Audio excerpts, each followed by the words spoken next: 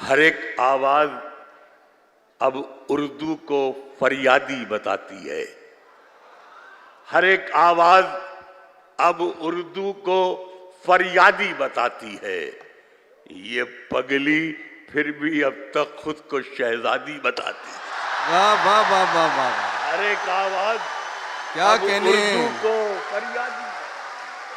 वाह, हर एक आवाज अब उर्दू को फरियादी बताती है।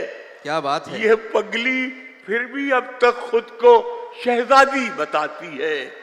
और कई बातें मोहब्बत सबको बुनियादी बताती है। वाह, कई बातें मोहब्बत सबको बुनियादी बताती है। जो परदादी बताती थी वही दादी बताती। वाह वाह वाह वाह वाह वाह वाह, कई बातें मोहब्बत सबको बुनियादी बताती है। क्या कहने, वाह वाह वाह। जो परदादी बताती थी वही दादी बताती है।